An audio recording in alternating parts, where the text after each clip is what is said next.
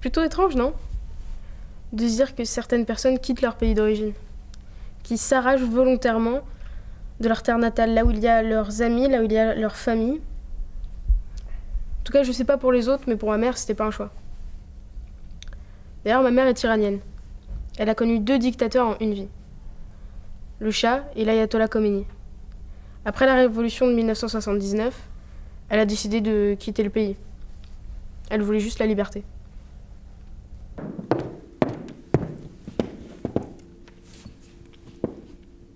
Bonjour, je m'appelle Laetitia Casellato et je suis d'origine italienne. Mon grand-père est né à Tabernes, dans la région de Valencia, au sud de l'Espagne. Il avait 6 ans quand la guerre civile a éclaté. Son père, donc mon arrière-grand-père, était un républicain, c'est-à-dire qu'il combattait les soldats de Franco, les franquistes. Mon grand-père, dès son plus jeune âge, vers 6 ans, 7 ans, il devait apporter les provisions du village jusqu'en haut de la montagne, au péril de sa vie. Et puis un jour, alors qu'il jouait dans la rue avec ses amis, il a vu la police débarquer avec 4 hommes, masqués. L'un d'eux s'est avéré être son père. Ils ont sorti leurs pistolets et ont tiré sur son père. À 7 ans, il se retrouvait orphelin et à la rue.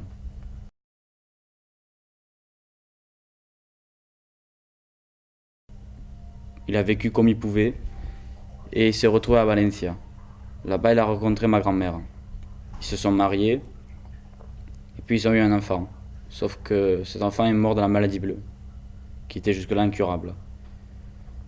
Donc, ça a porté un gros coup à leur morale et le frère de ma grand-mère vivait en France. Et il les a encouragés à venir travailler en France, sachant que là-bas il y avait du travail et que c'était pas la misère et la famille comme en Espagne.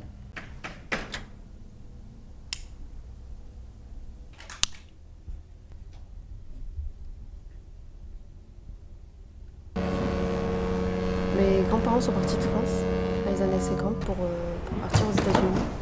Ma grand-mère, elle vient de la Bretagne. Et elle a quitté sa terre natale parce qu'elle avait connu la misère et la guerre. Et elle avait une cousine qui était aux États-Unis qui l'a invitée. Du coup, elle a mis 4 ans avant d'avoir les papiers. Et quand elle est partie, en fait, elle a rencontré mon grand-père là-bas qui venait aussi de France. Et il avait quitté la France pour les mêmes raisons. Bonjour, je m'appelle Jolan, je suis d'origine vietnamienne et polonaise. Je m'appelle Inès Ouchaou et je suis d'origine marocaine et espagnole. Moi, je suis arrivée en France avec mes parents à l'âge de 6 ans. Tout simplement parce qu'on adorait ce pays. Ce n'était pas un exil, mais plus un choix de vie. Pour le voyage, ça s'est fait en 2 étapes. D'Iran, elle est passée en Espagne par avion. Et de l'Espagne, elle allait en France par train de nuit. Son but, c'était de rejoindre le berceau de la liberté, comme elle disait. Le pays des droits de l'homme. L'intégration, pour moi, ça a pris longtemps. Parce que j'arrivais plus à retrouver ma place comme personne. Malgré le fait que ça m'a pris longtemps, j'aime mes 2 cultures au final. Et le fait que je peux parler 2 langues. Je m'appelle Inès, je suis d'origine espagnole et cubaine. Je m'appelle Lisa, je suis d'origine malgache. Je m'appelle Enola et je suis d'origine italienne et réunionnaise. Et là, on les repoussait sans cesse.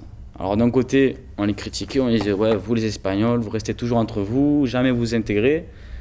Essayez de vous intégrer, de parler avec des Français et tout ça. » Alors forcément, ça les blessait, mais ils bon, ben, ok, on va essayer de s'intégrer. Donc ils essayaient de rentrer dans les groupes, mais chaque fois qu'ils essayaient, on les repoussait.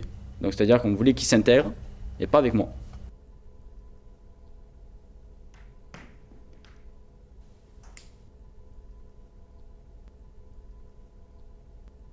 Je m'appelle Julia et je suis d'origine turque. Je m'appelle Myriam Haïdar et je suis d'origine syrienne. Je m'appelle Cyrus et je suis d'origine arménienne et italienne.